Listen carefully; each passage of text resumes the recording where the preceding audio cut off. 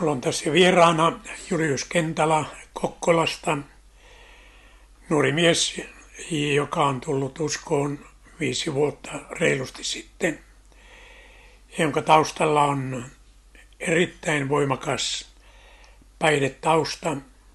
Ja lyhyesti Julius, mainitsen vähän, mitä kaikkia aineita meni. No mä sanoin, että kaikki aineet meni. Aluksi aloiteltiin ekstaasilla ja kokaiinilla, eli viihdekäytöllä siis.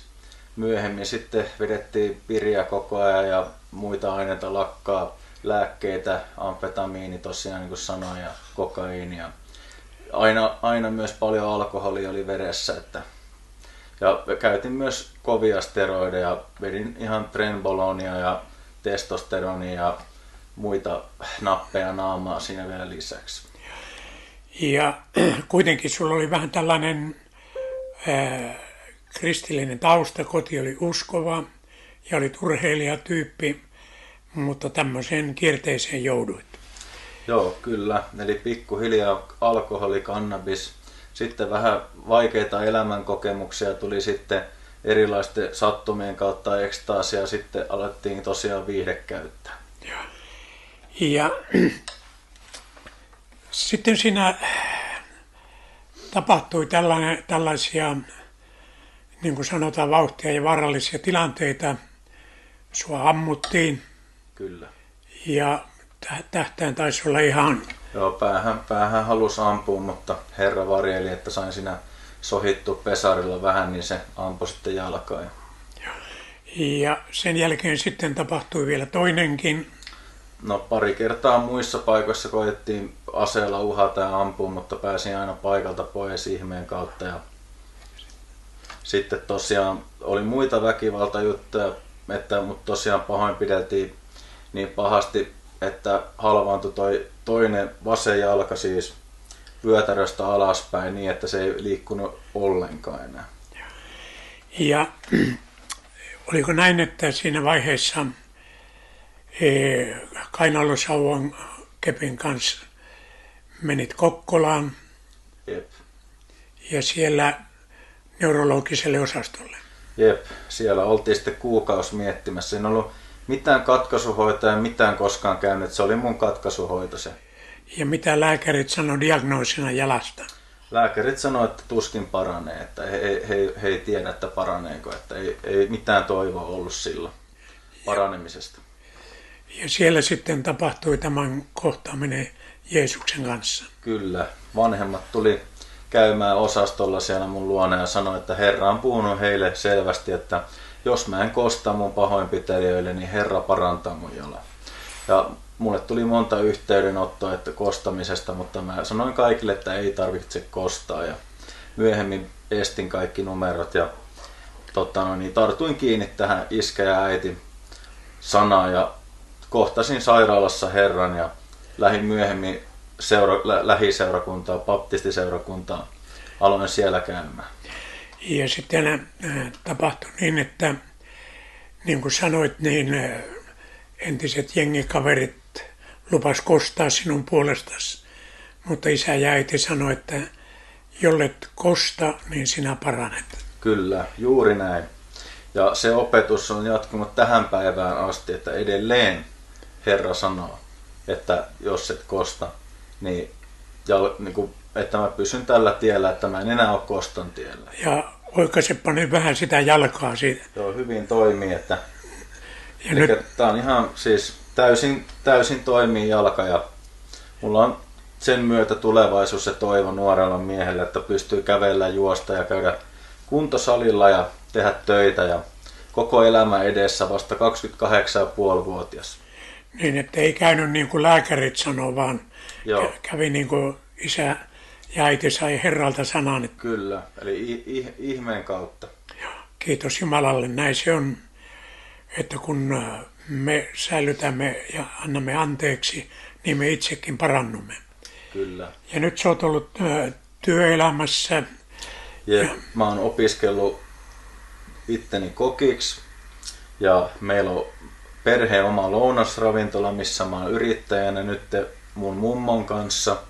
Tehdään yhdessä sitä hommaa Ja olen nyt 1,5 vuotta ollut siinä ihan sitten töissä koulun jälkeen ja tälle. Ja kiitos Jumalalle. Ja tänä päivänä Jeesus on Herra. Jeesus on Herra. Sanoisin jotain muuta, jos olisi jotain isompia sanoja, mutta ei ole. Että Jeesus on Herra ja mun koko elämä ja kerta kaikkiaan paras ystävä. Kiitos Jumalalle. Kiitos Julius ja jatketaan eteenpäin ja Herran kanssa. Kyllä. Joo, siunausta. Siunausta.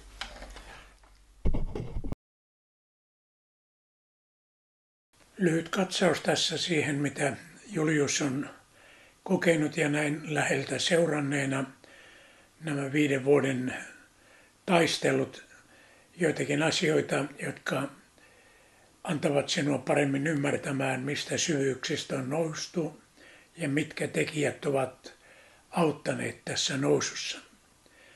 Mutta ensiksi lyhyesti ajattele nuori mies, jolla kaikki hyvin, hyvä koti, uskova koti, lahjakas jalkapalloilija, johonka kykyjen etsijätkin olivat kiinnittäneet huomiota.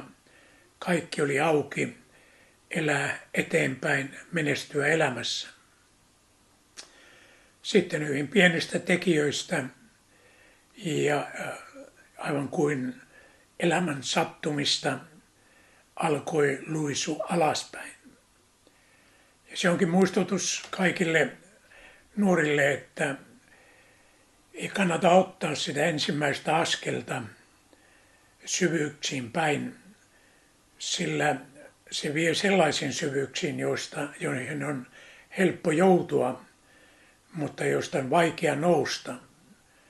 Raamattu sanoo, joka syntiä tekee, on synnin orja.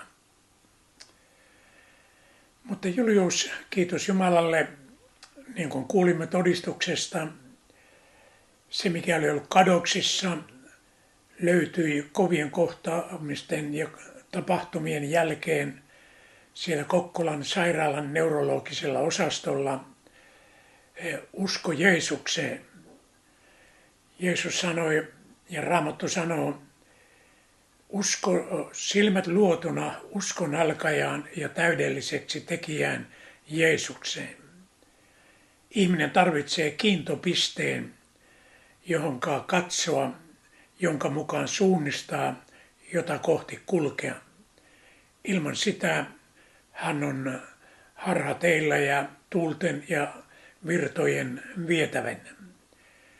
Ja se on se ensimmäinen askel tässä Juliuksen selviytymistarinassa, että hän löysi takaisin kadotetun kiintopisteen Jeesuksen.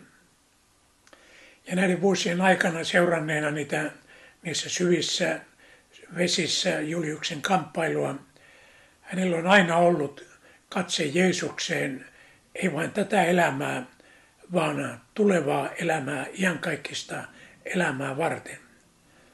Oli vaiheita, jolloin hän ajatteli, että hän ei selviä, hän ei jaksa, mutta aina oli tämä tunnustus, Jeesuksesta en tahdo luopua, hänellä on elämä, kun tämä elämä päättyy. Ja muistan, kun Julius oli selvinnyt ja sen jälkeen hän otti ensimmäisiä askeleita ja alkuun kaikki näytti todella hyvältä. Mies pääsee nopeasti jaloilleen. Hän oli innokas todistamaan uskostaan Jeesukseen. Todisti jopa ihan ensimmäisenä kuukausina Radio Jumalan palveluksessa tuhansille ja tuhansille ihmisille. Ja myöskin hän tuli seurakuntaan ja ei kauan uskontulonsa jälkeen, kun hän halusi seurata Jeesusta ja otti kasteen Isän, Pojan ja Pyhän Hengen nimeen Kokkolan baptistiseurakunnassa, jossa hänet kastettiin upottamalla. Sieltä hän nousi innokkaana. Mutta aivan niin kuin Jeesuksellakin, kun hän oli täyttynyt Pyhällä Hengellä, hänet johdatettiin erämaahan paholaisen kiusattavaksi ja koeteltavaksi. Ja en nyt sano, että Juliuksella olisi tässä mielessä sitä ollut, mutta joka tapauksessa alkoivat kovat koetukset.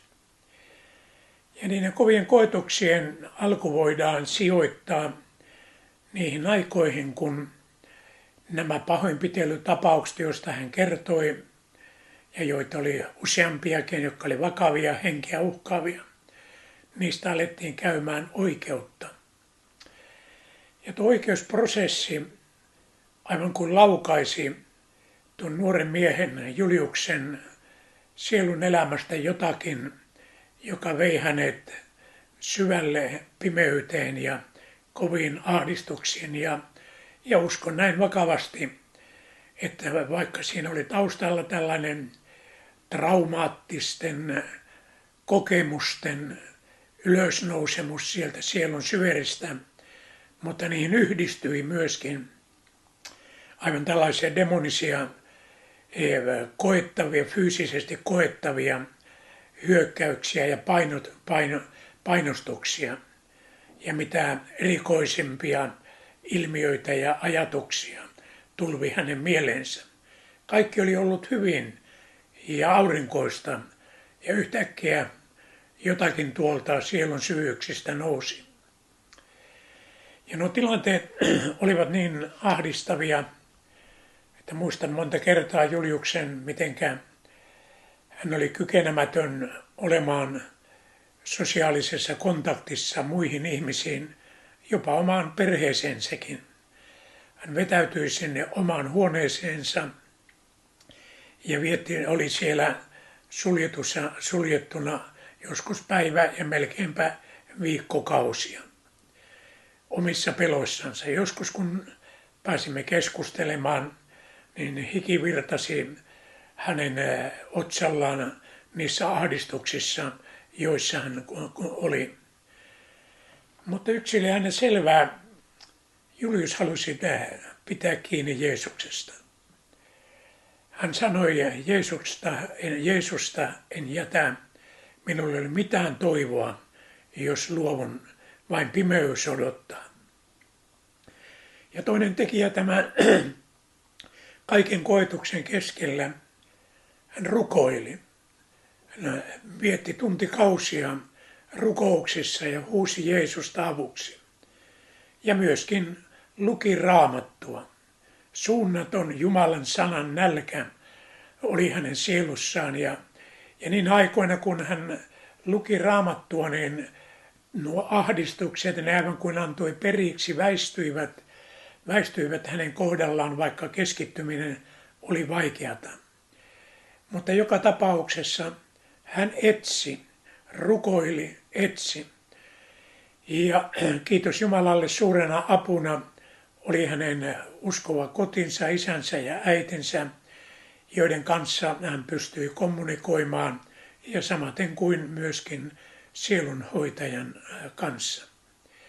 Kaiken keskellä jatkuvasti näkyi tämä luja päättäväisyys seurata Jeesusta ja käydä tämän pimeyden lävitse.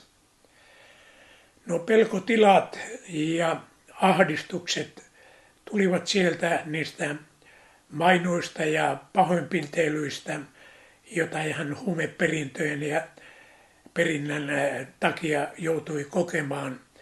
Ja jostakin sieltä ne kumpusivat järkyttävinä pelkotiloina, ja joka sitten siellä pimeydessä maalautui jonkinlaiseksi demonisiksi hyökkäyksiksi ja vainoiksi.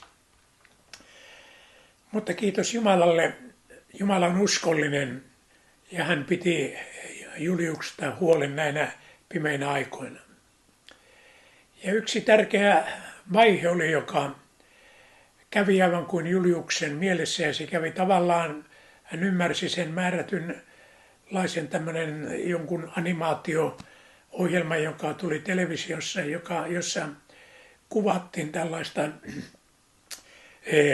keskiaikaista sotatilannetta, jossa armeijat hyökkää toisiaan vastaan ja toinen puoli hyökkäyksistä huolimatta etenee ja etenee vain. Ja jossakin vaiheessa kävi sitten sellainen aivan kuin, ei niin, että kaikki olisi poistunut, mutta jonkinlainen voitto ja tällainen asenteen muutos. Julius ei enää paennut, vaan hän alkoi käymään päin ja vastoin näitä pelkotiloja. Ennen hän oli aina vetäytynyt ja joutunut aivan kuin tällaiseen pakokauhutilanteeseen, mutta nyt hän ei vetäytynyt, vaan hän uskalsi tehdä sitä, mitä hän oli pelkännyt ja pelkäsi. Mennä sinne, minne aikaisemmin ei uskaltanut mennä. Suuria voittoja olivat kaupassa käynti ja monia tällaiset normaali tähän elämään kuuluvien asioiden hoito. Ne olivat sellainen jonkinlainen niin kuin kynnyksen ylittäminen tässä rajussa taistelussa, johon hän sitten sai kyllä myöskin tukea sekä vanhemmiltaan että esirukoilijoiltaan, joita hänellä oli. Ja myöskin Jumalan sana monella tapaa hänelle vahvisti juuri tätä, että ei taakse, vaan eteenpäin. Ja siinä tapahtui jotakin siitä, että mitä joku on sanonut, että rohkeus ei ole sitä, että sinä et pelkää, vaan rohkeus on sitä, että sinä teet sitä, mitä sinä pelkäät. Että pelko ei saa sinua enää hallita. Ja Juliuksella oli kyllä koko ajan ollut selvänä, että Jumala on minun kanssani näissä ahdistuksissakin. Aivan kuin selusta olisi tällä tavalla selkeänä, että Kristuksen sovitustyö kaikista painostuksista, syytöksistä huolimatta on minun kanssani. Aivan niin kuin joku on sanonut, että kun pimeimmällä hetkellä pitäisi luottaa Jeesukseen ja Kristuksen täytettyyn työhön, se tuntuu niin kaukaiselta, että tuntuu niin kuin uskoisi valheen. Mutta Julius tarrautui siihen ja hän pääsi aivan kuin yläpuolelle. Ja siitä alkoi hyvin tällainen ratkaiseva vaihe etenemiselle. Jo sitäkin ennen hän oli pystynyt käymään mummonsa ruokalassa työssä lyhyitä päiviä, joskus vaikeina päivinä ei voinut mennä, mutta nyt alkoi tässäkin suhteessa etenemään työn säännöllisyys ja lopuksi niin kuin nytten jo pitemmän aikaa täydet työpäivät loivat aivan kuin järjestystä elämään.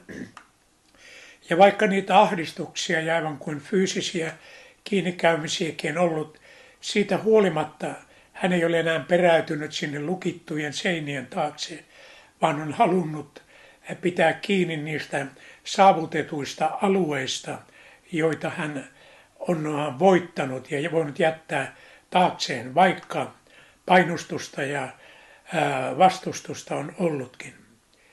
Ja kiitos Jumalalle, me uskomme, että kaikkein syvimpänä tässä on tämä luja tarttuminen tähän evankeliumin totuuteen, siitä kiinni pitäminen. Ja niin kuin Jeesus siellä sanoi, pitäkää usko evankeliumiin. Ja siitä meidän täytyy pitää kiinni. Muistan aikoinaan, olin sellaisessa tilanteessa ystäväni kanssa, että mereltä olimme semmoilla niemen luodolla, mereltä kuului hirvittävät avunhuudot. Ja me lähdimme niitä huutoja kohti pienellä veneellä ja tajusin, että joku on siellä hukkumassa. Otin toiseen käteeni, kiedoin esimerkiksi köyden ympärille, niin että kun tartun tuohon hukkuvaan ihmiseen, niin tämä hukkuva tarttuu minun niin lujalla otteella, ettei hän vedä minua mukanani. Valitettavasti tämä nuori mies oli painunut aaltojen alle, mutta jos hän olisi saanut kädestäni kiinni, hän olisi tarttunut hukkuvan otteella niin lujasti, että sitä ei mikään olisi saanut siitä irti. Ja jotakin tällaista meillä täytyy olla meidän otteemme Jeesuksesta, että olemme valmiit luopumaan kaikesta muusta ja panemaan kaiken muun syrjään ja tarraudumme Jeesuksen käteen. Ja me tiedämme, hän ei koskaan irroita otettaan meistä, jollemme me hänestä. Sillä Raamattu sanoo, että ei elämä, ei kuolema, ei henkivallat, ei voimat, mikään ei voi erottaa meitä Kristuksen rakkaudesta. Ja ennen kaikkea Juliuksen rohkea uskon todistus ja todistaminen Jeesuksesta, ja joissa hän on saanut kertoa uskostaan entisille ystävilleen. Ja nyt hän on uskaltanut mennä tapaamaankin niitä entisiä ystäviä. Hän on nähnyt, että ne oli vihollisen valhetta, ne vainoamiset. Kukaan ole häntä enää vainoamassa, eikä hänen takanaan, vaan hän on saanut kohdata ja kertoa Jeesuksesta. Ystäväni, tartu sinäkin lujalla otteella Jeesuksesta, vaikka tänään on pimeää. Hän vie sinun pimeyden läpi. Sanohan Raamattu, vaikka minä vaeltaisin pimeässä laaksossa, en minä pelkäisi mitään pahaa, sillä hän on minun kanssani. Kun uskossa tulin uskoon vähän samanlaisessa tilanteessa, missä Julius, niin muistan aina lääkärin sanat, uskovan lääkärin sanat, jotka hän sanoi minua, kun lähdin tuolta sairaalasta. Olavi, se hyvä työ, jonka Jumala on sinussa aloittanut, hän on vievä päätökseen. Tähän asti se on tuonut Juliuksen, tähän asti se on tuonut minut ja tuhannet muutkin, jotka toivottomista tilanteista ovat ottaneet Jeesuksesta kiinni, ja hän on nostanut kalliolle ja pannut suuhumme uuden virren. Hän tekee sen sinullekin. Usko Jeesuksen nimessä ja itsesi hänen käsiinsä. Aamen.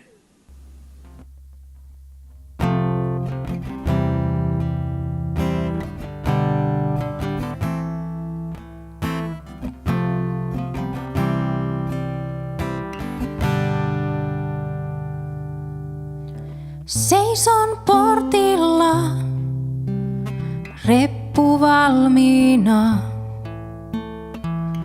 On tuolla jotain parempaa, se odottaa.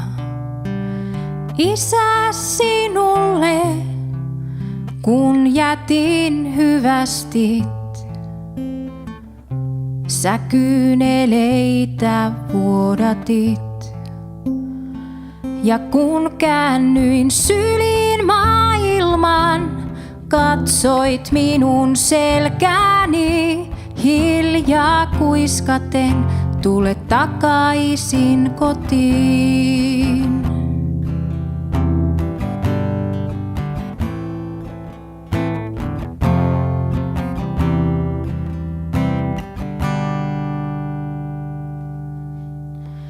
Hetken maailma näytti kauniilta. En huomannutkaan, kuinka se mua satuttaa. Vaatteet repesi, haavat aukesi ja sydän rikki poljettiin. Kun iski nyrkit maailman, syttyi kaipaus sisimpään ja mä lähdin takaisin kotiin.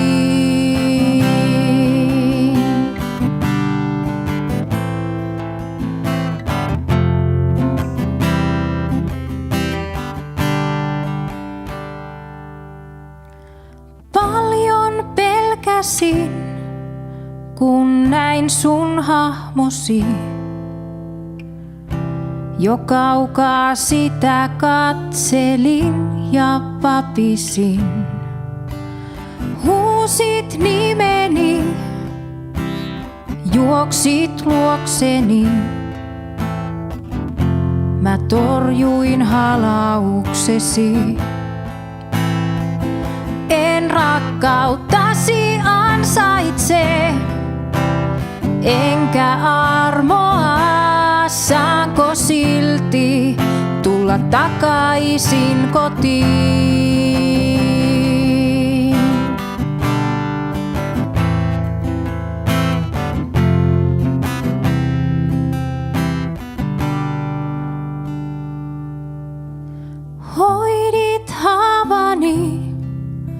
ja pesit puhtaaksi. Vaikka tiesit varmasti mun tekoni, istuit viereeni, hellästi halasit. Kyynel silmin huokaisit. Olen odottanut niin, että rakas lapseni jälleen palaisit takaisin, et rakkauttani ansaitse, mutta saat sen armosta. Tervetuloa takaisin kotiin. Tervetuloa takaisin kotiin.